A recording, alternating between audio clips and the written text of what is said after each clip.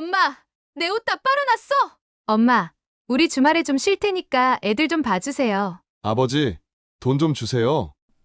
이런 이야기를 혹시 자주 듣고 계신가요? 자녀가 너무 나한테 심하게 한다는 생각을 많이 하시나요? 가끔 자녀가 뭔가를 너무도 당당하게 나에게 요구한다는 생각을 많이 해보셨을 겁니다. 우리가 너무도 사랑하는 자녀들이지만 조금은 심하다, 너무 얄밉다는 생각이 들 때도 많이 있을 것입니다. 너무 잘해줘서 아니면 너무 쉬운 부모가 돼서 어떤 자녀들은 부모의 고마움을 잊기도 합니다. 왜 이런 일들이 일어나는 것인지, 부모님들은 언제 자녀들이 부모를 호구로 본다고 느끼는 것인지에 대해 오늘 이야기해 보려고 합니다. 안녕하세요. 오늘은 두 분의 어르신 사연을 통해 자녀가 날 호구로 본다는 증거 5가지를 차례대로 공개합니다. 그리고 어떻게 해야 자녀로부터 제대로 된 부모 대접을 받을 수 있는지에 대해서 알아보도록 하겠습니다. 오늘도 사연을 통해 지혜를 얻으셔서 자녀가 만만하게 보지 않는 대접받는 부모님이 되시기를 바랍니다. 지금 시작합니다. 구독과 좋아요는 큰 힘이 됩니다. 서울에 살고 계시는 이경심 어머님 말씀을 들어보겠습니다. 이경심 어머님은 자식이 자신을 호구로 보고 있다는 것을 느끼게 된 이유가 2가지 있다고 합니다. 네, 안녕하세요. 제가 생각하는 자녀가 날 호구로 보는 이유 첫 번째는 바로 이겁니다. 자녀가 자신의 연인이나 배우자에게 하지 않을 행동을 부모에게 한다면 그게 바로 호구라는 거예요. 저한테는 지금 직장 생활을 하고 있는 아들이 하나 있습니다. 제 아들은 평소 큰 탈 없이 잘 컸고 직장 생활도 아주 잘하고 있어요. 아들이 최근에 여자친구가 생겼거든요. 그런데 연애를 하면서 너무 저를 속상하게 하는 일이 많은 거예요. 저도 사실 다 큰 아들하고 같이 사는 게 힘들 때가 많아서 이제 좀 결혼해서 독립했으면 하는 생각이 굴뚝 같거든요. 그래서 사소하게 감정 상하는 일 가지고 소가리를 하는 스타일은 아닙니다. 혹시 오해를 하실까 싶어서 제가 잘 삐지는 사람이 아니라고 미리 말씀드리는 거예요. 얘가 연애를 하더니 여자친구하고 저를 대하는 태도가 너무 차이가 나는 거예요. 제가 뭐 지 여자친구하고 저를 비교하겠다, 이런 게 절대 아닙니다. 근데 엄마도 똑같은 사람이잖아요. 엄마도 감정이 있고 사람인데 지 여자친구한테 하는 거하고 너무 태도가 다르니까 같이 사는 입장에서 감정이 상할 때가 한두 번이 아니더라고요. 아니, 대체 무슨 일이 있으셨길래 그러신 거예요? 평소 착한 아드님이셨다고 하셔서 무슨 문제가 있으셨나 정말 궁금해지네요. 제가 착하다고는 안 했습니다. 문제는 없이 잘 컸다고만 했지요. 제가 어딜 좀 갈 일이 있었는데 버스를 타면 늦을 것 같더라고요. 집에서 아들이 놀고 있길래 아들한테 좀 부탁을 했었거든요. 나 좀 차로 태워다 달라고요. 그랬더니 막 짜증을 내는 거예요. 택시를 타고 가라는 둥, 그러게 미리 준비를 했었지 않냐는 둥, 온갖 군시렁 소리를 다 하더니 결국 태워다 주기는 했어요. 아니, 지가 집에서 빈둥거리고 있어서 택시비나 아끼려고 제가 부탁을 한 건데 어찌나 툴툴대는지 아들 차 타고 가면서도 너무 빈정이 상하는 거예요. 그런데 진짜 빈정 상한 건 그 이후예요. 이 자식이 글쎄 연애를 하더니 지 여자친구를 매일 차로 태우러 가고 데려다 주는 거 아니겠어요? 저한테는 매일 자기가 운전이 스트레스라고 했거든요. 그러니까 자기한테 웬만하면 운전시키지 말라고요. 그래서 저도 정말 급할 때 아니면 어디 데려다 달라고 잘 안 했어요. 그런데 여자친구한테는 아주 그냥 기사가 따로 없는 거예요. 지 여자친구한테 잘하는 거 누가 뭐라고 합니까? 그런데 부모한테는 그렇게 짜증을 있는 대로 다 내놓고 그러면 안 되는 거 아니냐고요. 그래서 제가 절실하게 느끼게 된 거예요. 너무 비교가 되니까요. 아, 이 자식한테 내가 호구로 보이는가 보다 하고요. 지가 여자친구한테 저한테 하는 것처럼 운전하는 걸로 짜증을 내고 그러겠냐고요. 어머니 말씀을 듣고 보니 정말 그렇네요. 자신의 연인이나 배우자에게 하지 않을 행동을 부모에게 한다면 그게 자녀가 날 호구로 본다는 뜻이다. 정말 이해가 되고 맞는 말씀이라는 생각이 들어요. 자녀가 같은 일을 놓고 상대에 따라 다르게 행동했다면 화가 나고 서운한 것이 당연할 것 같네요. 그럼 아드님은 지금도 여자친구만 잘 태워주고 어머님 부탁은 여전히 퉁명스럽게 대하고 그러는 건가요? 제가 치사하고 더러워서 그거 가지고는 말을 안 하려고 했어요. 어차피 제가 데리고 살 놈도 아니고요. 그런데 거기서 끝이 아닌 거예요. 제가 우리 아들 독립하려면 돈이 필요할 테니까 평소 생활비 내놓으라는 말을 안 했거든요. 돈 열심히 모아서 결혼할 때 써야겠지 싶어서 제가 데리고 있는 동안에는 제가 다 해주려고만 했습니다. 부모 집에 살면 지가 버는 건 다 저축을 할 수 있겠지 싶어서요. 그런데 연애를 하면서 돈을 너무 펑펑 쓰는 거예요. 저희도 은퇴한 부부라서 돈이 막 여유로운 건 아니에요. 저희 노후 자금 약간 모아놓은 정도거든요.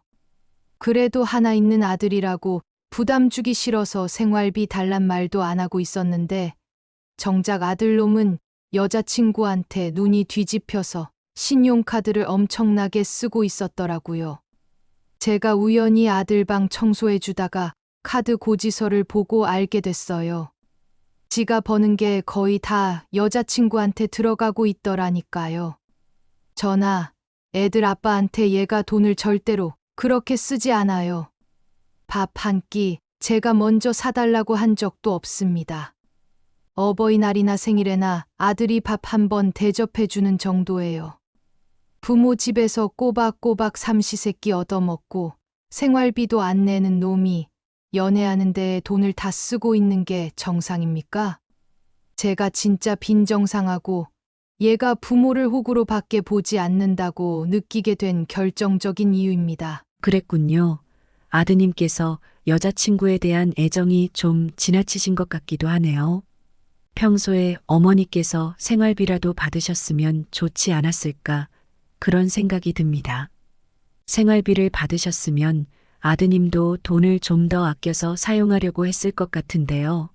그랬다면 어머니께서도 아드님 소비 문제로 감정 상하는 일은 없지 않았을까요? 맞아요. 제가 반성하는 부분이 바로 그거예요. 내가 스스로 호구짓을 한 거지요. 처음 직장 잡았을 때부터 너는 이제 내 앞가림을 스스로 하는 성인이니 나가 살 거 아니면 생활비를 내라고 그렇게 말을 했어야겠지요. 근데 그때는 엄마 마음이 너무 기특하고 아들이 버는 돈이 너무 아까워서 내가 참아 달라는 말을 못 하겠더라고요. 지금 돌이켜보면 사랑이 너무 과해서 결국 내가 이 신세가 된 것 같습니다. 아무리 아들 돈이 귀해도 내가 제대로 된 인간 취급을 받는 것보다 귀할 리가 없잖아요. 그래서 제가 아들놈한테 결국 말을 했어요. 이제부터 생활비 내라고요. 아, 그러셨어요? 정말 잘하신 것 같네요. 그랬더니 아드님 반응은 어떻던가요? 아마 매우 당황했을 것 같은데요. 아이고, 야단이 났지요. 왜 갑자기 달라고 하느냐? 지금은 돈이 없다. 엄마가 이럴 줄 몰랐다. 뭐 엄청나게 투덜대는 거예요. 그래서 제가 그랬어요. 넌 데이트할 돈은 있고 생활비 낼 돈은 없냐고. 그랬더니 입이 딱 붙더라고요. 제가 그동안 왜 이 한마디도 못하고 살았나. 그 순간 그런 생각이 들었어요. 내가 대접을 받으려면 불편하고 안쓰러워도 자식한테 할 말은 해야 하는 거구나. 그런 걸 배웠습니다. 그래서 지금은 생활비를 따박따박 갖고 있어요. 생활비 때문에 부담이 확실히 됐는지 여자친구 만나는 횟수나 소비도 조금은 조절을 하는 것 같고요. 결과적으로 모두에게 잘된 일이 아닐까 싶습니다. 참는 것만이 능사는 아니더라고요. 네, 정말 잘된 일이군요. 생활비도 받으시고 한결 생활하시는 데에 숨통이 트이실 것 같습니다. 그런데 어머님께서 또 자녀분이 날 호구로 대한다는 생각을 하신 일이 있으시다면서요. 그 두 번째 이야기는 뭘까요? 네. 제가 얘가 절 또 호구로 본다는 걸 절실히 느낀 계기가 있습니다. 자녀가 날 호구로 본다는 증거 두 번째가 되겠네요. 그건요. 아주 사소한 것까지 다 날 시키고 부려먹을 때라고 저는 생각합니다. 애 아빠가 평소에 집안일을 안 하는 사람이거든요. 제가 싸우기 싫어서 그냥 먼저 다 해버리는 성격이에요. 신혼 초부터 집안일 문제로 남편하고 너무 다투니까 그냥 어느 순간부터는 포기하고 제가 다 했거든요. 근데 그게 문제였나 봐요. 애 아빠가 집에서 손 하나 까딱 안 하니까 아들놈도 어느 순간부터 지 아빠하고 똑같이 행동을 하는 겁니다. 엄마, 물 좀 주세요. 엄마, 내 옷 빨았어요? 엄마, 밥 좀 차려주세요. 엄마, 이거 갖다 주세요. 저거 갖다 주세요. 제가 정신을 차려보니까 집에서 두 남자종 노릇을 하고 있더라고요. 제가 스스로 다 해주다 버릇을 했더니 저도 모르게 자연스럽게 그렇게 제가 하고 있었다는 걸 몰랐던 거예요. 제가 이걸 언제 깨닫게 되었냐 하면요. 제가 몸이 좀 아팠을 때가 있었어요. 평소에 제가 좀 부지런해서 남편하고 아들이 뭘 원하는지 잘 아니까 미리미리 다 챙겨주는 편이었습니다. 그런데 몸이 아프니까 저도 그걸 못하잖아요. 그런데 그때 정말 너무 감정이 상하는 일이 있었어요. 어머님 이야기를 듣다 보니 어떤 일일까 긴장이 되는데요. 평소 그렇게나 잘 챙겨주셨는데 감정이 상하셨다니까 걱정부터 됩니다. 무슨 일이었을까요? 제가 몸이 안 좋을 때 사실 우리 남편도 평생 같이 산 눈치는 있으니까 절 건드리지 않거든요. 평소 부엌 근처도 안 가는 사람이지만 제가 아프면 그래도 죽도 끓여주고 그런 건 해요. 뭘 사다 주기도 하고요. 그래도 남편은 저를 동반자로 생각하니까 저를 막 대하거나 하지는 않아요. 그런데 아들놈이 문제인 거예요. 회사에서 무슨 일이 있을 때 입는다던 옷을 제가 미처 세탁소 맡기는 걸 깜빡한 거예요. 그래서 아들이 그걸 입어야 하는데 못 입게 된 거죠. 그래서 엄마가 아파서 누워 있는데도 막 짜증을 내는 거예요. 그걸 왜 미리 안 알려줬냐.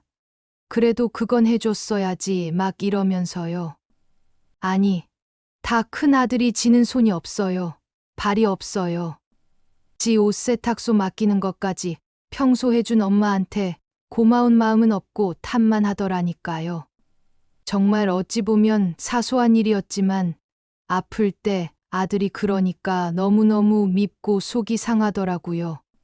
그래서 제가 곰곰이 생각을 해봤어요. 근데 그것도 다 제 탓이더라고요. 평소에 제가 그런 일들을 다 해주니까 고마운 마음이 전혀 없는 거예요. 당연한 걸로만 생각하고 그 당연한 걸 안 해주면 도리어 화를 내더라고요. 그래서 제가 생각했어요. 이제는 그런 일들도 다 그만두겠다고요. 아, 그런 일이 있으셨군요. 원래 감정 상하는 일은 다 사소한 것으로 시작되는 것 같습니다. 서로 사랑하고 아끼는 관계인 만큼 사소한 일들로 서운하기 마련이지요. 그 일들을 그만두신 것도 아주 잘한 결정이신 것 같습니다. 아드님이 충분히 스스로 할 수 있는 일들은 스스로 하는 게 맞겠지요. 아드님은 그래서 이제 그런 일들을 스스로 처리하고 있는 건가요? 네, 그렇습니다. 엄마가 아파서 누워 있는데도 그런 말을 하는 아들놈을 보자니 가슴이 답답하더라고요. 제가 독립해서 혼자 사람 구실을 해야 하는데 내가 아직도 어린애처럼 다 시중을 들고 있었으니 아무것도 모르는 채로 어른이 되었구나. 그런 생각이 들었습니다. 그래서 그 자리에서 제가 말을 했어요. 이제는 네가 다 알아서 하라고요. 엄마는 이제 나이 들고 힘드니 앞으로는 네가 스스로 다 하라고요. 아픈 엄마가 그런 소리를 하니까 그 자리에서는 뭐라고 못하더라고요. 그 이후에도 몇 번은 툴툴거리고 좀 해달라고 엄청 떼를 쓰는 거예요. 지도 귀찮은 거죠. 일일이 방 청소며 옷 빨래, 사소한 정리정돈이며 은근히 집에서 할 일들이 많으니까 자꾸 저더러 해달라고 하더라고요. 엄마가 다 해주던 그 편안함을 하루아침에 포기하기가 지도 쉽지는 않았나 봐요. 저한테 막 아양을 떨기도 하고 안 하던 짓을 막 하더니 그래도 제가 안 들어주니까 결국은 조금씩 스스로 하기 시작하더라고요. 덕분에 저는 요새 많이 편해졌어요. 진작 왜 이렇게 안 했나 싶습니다. 그저 좋은 마음으로 아들을 아끼는 마음에 저는 그런 사소한 일들을 제가 해주는 걸 기쁨으로 생각했었는데 그걸 당연하게 아들이 여기고 있는 줄은 몰랐어요. 말 안 해도 감사함을 알겠지 했는데 아니더라고요. 말 안 하면 감사함을 모릅니다. 사소한 일들은 특히요. 네. 말씀 너무 잘 들었습니다. 이제는 아드님께서 스스로 알아서 한다니까 너무 잘 됐습니다. 그동안 고생 많으셨을 텐데 편안해지셨다니까 다행입니다. 서울에 살고 계시는 이경심 어머니께서 말씀해 주신 두 가지 잘 들었습니다. 첫 번째, 자녀가 자녀의 연인이나 배우자에게는 안 할 행동을 부모에게 할 때, 두 번째로는 사소한 일까지 다 시킬 때가 자녀가 부모를 호구로 여긴다는 뜻이라는 경험에서 우러나온 말씀이셨습니다. 그럼 이번에는 다른 분을 모시고 또 어떨 때 자식이 날 호구로 여긴다고 생각하셨는지 알아보겠습니다. 부산에 살고 계시는 강승엽 아버님 이야기입니다. 안녕하세요. 저는 부산에서 세 자녀를 키운 강승엽입니다. 저도 참 부모된 입장에서 이런 이야기를 하는 것이 민망합니다만 다른 분들은 저처럼 살지 마시라는 뜻에서 이야기를 하게 되었습니다. 우리 애는 경제활동을 하지 않고 있습니다. 부모가 먹여주고 재워주고 하니 그냥 아예 노력을 하지 않게 되어 버린 것입니다. 자식한테 대접을 받아도 부족할 나이에 다 키운 자식을 아직도 먹여 살려야 하는 호구로 살고 있습니다. 아버님 말씀을 들어보니 자녀가 부모를 호구로 여기는 세 번째 이유가 자녀가 경제활동을 위한 노력을 하지 않을 때인 것 같네요. 아버님은 어떤 사연이신지 좀 더 들어보도록 하겠습니다. 세 자녀 중 저는 지금 아직 독립하지 않은 막내와 같이 살고 있습니다. 막내를 어려서부터 많이 예뻐했지요. 막내라고 물심양면 해달라는 대로 다 해줬어요. 늦둥이라 어디 가면 부모가 조부모인 줄 아는 사람들이 많았어요. 그러다 보니 애한테 늙은 부모가 돼서 미안하더라고요. 그 생각부터 제가 이미 잘못된 길을 가고 있었다는 걸 그때는 몰랐습니다. 뭐든지 지 하겠다는 대로 다 밀어줬어요. 그림을 곧잘 그려서 미술을 시켰습니다. 돈이 많이 들었어요. 그래도 더 나이 들기 전에 막내한테 부모 노릇을 더 제대로 해주고 싶다는 마음이 있어서 열심히 투자했지요. 미대를 어떻게 가긴 갔는데 졸업하고 나서 얘가 도통 취업할 생각을 안 하는 거예요. 미술 계통이 취업이 쉽지가 않은가 보다 싶어서 애가 안쓰러웠지요. 그래서 주눅들지 말라고 용돈도 더 많이 주고 용기를 주려고 애썼습니다. 여기저기 면접도 보러 다니고 아르바이트로 일도 좀 하고 그러는 것 같더니 얘가 어느 순간부터는 아무것도 하지를 않는 거예요. 그냥 집에서 놀고 먹고 그러고 있는 겁니다. 아예 취업이나 돈을 벌기 위한 활동을 전혀 하지 않고 집에서 놀기만 하는 건가요? 네, 맞습니다. 진짜 그냥 놀기만 합니다. 처음에 몇 번 뭔가 시도하는 듯 하더니 금방 그만두곤 했어요. 그럴 때마다 너무 딱하고 안쓰러워서 제가 걱정 말라고 하고 용돈을 듬뿍듬뿍 줬습니다. 그랬더니 얘가 어느 순간부터는 그냥 제 용돈만 기다리고 있더라고요. 얘가 그래도 기운 차리고 뭔가 하겠지 싶어서 계속 기다렸는데 어째 점점 더 집 밖으로 안 나가려고 하는 거예요. 그래서 점점 답답하기도 하고 걱정도 돼서 이야기를 했지요. 대체 언제까지 집에만 있을 거냐고요. 그랬더니 그때는 또 갑자기 화를 버럭버럭 내는 거예요. 아빠는 자기 속도 모르면서 그런다고. 저는 영문을 몰랐죠. 저는 걱정돼서 돈을 준 잘못밖에는 없는 것 같은데 왜 나한테 화를 내는지 도통 모르겠더라고요. 그래서 저도 감정이 좀 상했어요. 있는 대로 다 해주고 말 한마디 했다고 막내한테 그런 소리를 들으니까 섭섭하더라고요. 그래서 그때부터 용돈을 안 줬습니다. 저런 용돈만 기다리던 막내분께서 많이 화가 나셨을 것 같은데요. 갈등이 더 심해지지는 않았나요? 맞아요. 제가 돈을 안 주니까 그때부터는 아주 그냥 지옥이었습니다. 얘가 하루는 화를 냈다가 또 그 다음 날은 읍소를 했다가의 반복인 거예요. 그러니까 결론은 돈을 달라 이거죠. 자기는 못 벌겠으니까 아빠가 달라는 거예요. 아이고 저런. 물심양면 뒷바라지한 자녀가 그렇게 나온다면 너무 속이 상했을 것 같네요. 대학을 졸업했으니까 어디에서 자기 역할은 할 거라고 믿으셨을 텐데 막내 따님은 왜 그렇게 된 걸까요? 그게요. 다 제 잘못이지요. 생각해보면 제가 호구, 노릇을 자처한 부분이 없지 않습니다. 막내라고 예뻐만 하고 돈을 너무 쉽게 줬어요. 용기 내라고 격려를 해준다는 게 그만 아이의 자립의 의지를 꺾는 일이 될 줄은 그땐 몰랐습니다. 지금은 제가 어떻게든 돈 안 주고 스스로 나가서 벌어오게 하려고 애를 쓰고 있는데 그것도 쉽지가 않네요. 얘가 그리고 저를 호구 취급하는 것이 경제적 의존성만은 아니고 또 있습니다. 아, 또 있나요?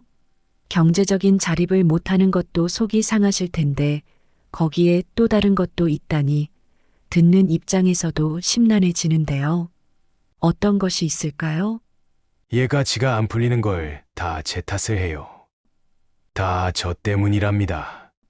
제가 유학을 안 보내줘서 지가 취직을 못하는 거고 백이 없어서 좋은 회사에 못 들어가는 거라고 하네요. 네, 그건 정말 심하게 들리는데요. 말씀하신 부분은 자녀가 부모를 호구로 여기는 네 번째 이유가 충분히 될 수 있을 것 같네요. 자녀가 부모를 호구로 본다는 증거 네 번째, 자기가 안 풀린 걸 부모 탓을 한다. 이렇게 정리해도 될 것 같네요. 맞아요. 제가 정말 화가 나는 부분입니다. 제가 다른 형제들보다도 우리 막내한테 물심양면 해준 게 많거든요. 그런데 언니 오빠도 안 하는 부모 탓을 오히려 제일 많이 받아먹은 막내가 하고 있네요. 우리 큰애하고 둘째는 지금도 부모한테 잘해요. 늘 고맙다고 하고요. 별로 해준 것도 없는데요. 근데 막내는 그렇게 신경을 써줬는데도 부모 탓만 하고 있습니다. 취업 이야기 한마디만 하면 다 부모가 지를 더 밀어주지 못해서 지가 못한다고 야단야단을 하고요. 결론은 또 돈을 달라는 걸로 끝나요. 자기는 부족한 부모 만나서 이것밖에 안 됐으니까 이제 자기를 책임지라. 이렇게 나오는 거죠. 제가 정말 너무 속상하고 창피해서 어디 가서 막내 이야기도 못 꺼냅니다. 그렇게 사랑하고 예뻐했는데 얘가 다 커서 이렇게 한 사람 목도 못하고 천덕꾸러기가 될 줄은 상상도 하지 못했어요. 여기서 끝이 아니에요. 끝이 아니라고요? 또 뭐가 더 있나요? 아무래도 다섯 번째 이유가 아버님 입에서 나올 것 같은 예감이 드네요.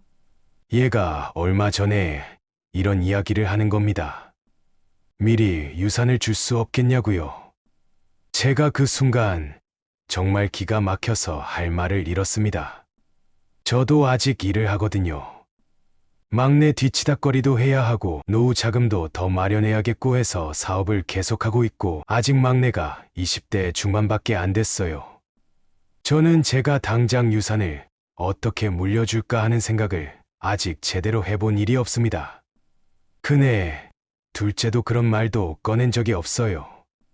하물며 이제 고작 20대인 막내 입에서 이런 이야기가 나올 줄 제가 상상이나 했겠습니까? 그런데 그 막내가 저한테 유산을 달라는 말을 하는 거예요. 너무 기가 막혀서 제가 그때 또 생각했습니다. 이 아이가 날 얼마나 호구로 보면 이런 말을 꺼낼 수 있는 걸까 하고요. 제가 늘 돈을 줄 때마다 요새는 좀 잔소리를 하고 좀 적게 주고 하니까 이런 생각을 한 것 같아요. 아예 다 받아놓고 써야겠다. 이렇게요. 네, 정말인가요? 듣는 저도 깜짝 놀랐습니다. 지금 한창 부모님이 활동 중이시고 막내 따님이 젊은 나이인데 유산 이야기를 꺼내다니요. 자식이 부모를 호구로 여기는 5번째 증거, 유산을 미리 달라고 한다. 이렇게 정리해도 문제가 전혀 없을 것 같네요. 그런 말을 들으셨다니 너무 안타깝네요. 정말로 속상하시겠습니다. 돈도 많이 쓰시고 아끼고 사랑하고 또 챙겨줬는데 따님이 왜 그렇게 된 걸까요? 참 안타깝네요. 그 이유가 뭐라고 생각하세요? 제가 다 잘못 키워서 그렇겠지요. 하지만 제가 떠올려 보면 다른 자녀들과 막내를 다르게 대한 것은 딱 하나였습니다. 너무 잘해준 거요. 그게 결국 이 모든 것의 원인이 아니었나. 저는 그렇게 생각합니다. 사랑이라고 생각했지만 사실은 아이를 제가 무능력하게 만든 책임이 없지 않는 것 같아요. 쉽게 돈을 주고 저한테 의지하게 만들었잖아요. 어렸을 때부터 스스로 뭔가 할 수 있는 아이로 강하게 키웠어야 했는데 막내한테는 이상하게 그게 잘 안 됐어요. 40이 넘은 늦은 나이에 얻은 늦둥이라 마냥 어리게만 보였습니다. 내가 얘를 놔두고 빨리 늙으면 안 되겠구나. 내가 늙어 능력이 없어지면 이 아이가 힘들겠구나. 그런 안쓰러운 마음 때문에 뭐든 미리 해주려고 했던 것이 문제였던 거지요. 내가 뭘 해주면 또 그 즉시에는 방긋 웃어주고 아빠가 최고라고 하니까 그런 것도 제가 너무 보기 좋고 또 행복했거든요. 자꾸 웃는 얼굴 보고 싶어서 아이가 스스로 판단해서 뭐가 필요하다고 말하기 전에 제가 먼저 나서서 해준 것이 너무 많았던 것 같습니다. 그렇군요. 정말 맞는 말씀이신 것 같습니다. 자녀가 스스로 판단해서 행동할 수 있도록 기다려주기보다는 미리 자녀에게 자꾸 뭔가 해주게 되면 그 아이는 더 이상 스스로 생각하려고 하지 않을 것 같네요. 아버님께서 지금 아는 것을 그때 아셨더라면 어땠을까? 그런 아쉬움이 남습니다. 그러면 지금은 막내 따님과 어떤 관계를 유지하고 계신 걸까요? 어쩔 수 없이 같이 데리고는 있지요. 이 아이가 너무 부모에 의존하고 산 세월이 길어서 얘를 갑자기 어디 떨어뜨려 놓을 수도 없는 노릇입니다. 제가 그렇게 했다가는 아주 야단이 날 거예요. 그래서 어쩔 수 없이 집에 데리고는 있는데 제가 한 가지 조건을 걸었습니다. 적어도 네가 먹고 쓸 것 정도는 벌어오라고요. 원래 제가 100% 다 해줬는데 최소한 용돈하고 생활비 정도는 벌어오라고. 그렇게 제가 통보를 한 상태입니다. 그리고 지켜보는 중입니다. 저도 하루에도 몇 번씩 짠하고 불쌍해서 또 돈을 주고 싶은 마음이 굴뚝 같아요. 그걸 견디는 것도 쉬운 일이 아니더라고요. 저도 딸만큼이나 마음이 약해서 딸 아이가 힘들어하는 모습을 보면 한없이 약해지는 것 같아요. 하지만 그래도 제가 나중에 죽고 나면 저 아이가 혼자 어찌 살 수 있을까? 그런 생각으로 악착같이 버티는 중입니다. 제가 죽기 전에 제 눈으로 우리 막내가 자기 힘으로 번 월급 받는 거 한번 보는 게 소원입니다. 제가 강하게 나가고 용돈을 확 줄여버리니까 이 아이가 처음에는 아주 생떼를 부리고 야단을 하더니 그래도 제가 타협을 해주지 않으니까 이제는 조금 태도가 바뀐 것 같아요. 뭘 하는지는 모르겠는데 뭔가 일을 하는 것 같기도 하고요. 예전에는 맨날 TV 보거나 방에 누워만 있더니 요즘에는 컴퓨터로 뭘 하는 것 같더라고요. 지도 뭔가 생각이 달라졌는지 조금은 과거와 다른 느낌이 들기는 합니다. 막내 따님이 취업 활동이나 최소한 아르바이트라도 시작을 하셨다면 정말 다행일 텐데요. 만약에 또 금방 포기하고 그냥 집에서 놀겠다. 유산이나 미리 달라. 그런다면 어쩔 작정이세요? 안 그래도 그런 일이 왠지 앞으로 있을 것 같다는 느낌이 들어서 저도 생각해 둔 것이 있습니다. 제가 정말로 유산을 미리 줄까 생각을 한번 해봤어요. 어차피 제가 죽으면 자식들한테 줄 돈인데 미리 주면 어떤가 했지요. 하지만 지금 주면 그건 애를 정말 망치는 길이라는 것도 잘 알고 있습니다. 그러니 절대 미리 주지는 않을 겁니다. 만약 막내가 또 노력하지 않고 포기하려고 들면 최후 통첩을 할 겁니다. 최후 통첩이요? 너무 비장하게 들리는데요. 하긴 막내 따님의 생각을 완전히 바꾸려면 그 정도 각오가 필요한지도 모르겠습니다. 어떤 최후 통첩일까요? 두 가지 중에 하나를 선택하라고 할 거예요. 지금 유산을 받겠다면 막내 내가 가질 수 있는 10분의 1만 주겠다. 하지만 취업을 하고 스스로 경제활동을 할 능력을 갖춘다면 전부를 다 주겠다고요. 이것이 부모로서 제가 막내에게 해줄 수 있는 마지막 부모 역할이라고 저는 생각하고 있습니다. 사실 마음 같으면 당장이라도 집에서 내쫓고 싶어요. 하지만 한없이 자신감이 없고 나약한 아이를 부모인 저까지 내치면 어떻게 될까? 그런 걱정 때문에 차마 그렇게는 못하겠습니다. 그렇게 해서 잘 된다면 모를까 잘못될 것이 뻔한 아이를 지금에 와서 내칠 수도 없는 노릇이에요. 일단 이 아이가 뭐라도 스스로 할 수 있게 만들어야 해서 제가 이런 생각을 하게 됐습니다. 그렇군요. 듣고 보니 괜찮은 생각인 것 같은데요. 노력을 하면 더 많은 것을 가질 수 있다. 그런 메시지를 주고 싶으신 거잖아요. 막내 따님께서 아버지 뜻을 부디 잘 헤아려서 자신감을 가지고 경제활동을 위한 노력을 좀 더 할 수 있으면 정말 좋겠습니다. 아버님께서 마음이 약해지지만 않으신다면 따님이 시간이 걸리더라도 반드시 자립할 능력을 갖출 것이라고 믿습니다. 그러니 꼭 힘내서 밀어붙이시길 응원하겠습니다. 지금까지 두 부모님을 모시고 사연을 들어봤습니다. 종합해보면 자식이 부모를 호구로 여기는 5가지는 다음과 같습니다. 첫 번째, 자녀가 애인이나 배우자에게 하지 않을 행동을 부모님에게 한다. 두 번째, 사소한 일까지 다 부모에게 시키고 의존한다. 세 번째, 경제활동을 위한 노력을 하지 않는다. 네 번째, 자신이 잘 안 된 게 부모 탓이라고 원망한다. 다섯 번째, 미리 유산을 달라고 한다. 두 부모님은 자신의 자녀가 이렇게 부모를 호구로 여기는 이유가 자신에게 있다고 하셨습니다. 결국 이런 자녀를 만든 것은 자신들 탓이라고 말이지요. 자녀가 스스로 뭔가 하기 전에 다 해주고 자녀가 잘못을 저질렀을 때 따끔하게 야단치지 못했습니다. 그리고 이미 자녀가 독립심을 잃고 부모에게 의존적이 되었을 때에도 따뜻한 마음으로 그 사정을 다 받아주곤 했습니다. 그런데 그럴수록 자녀들은 더욱 부모를 원망했습니다.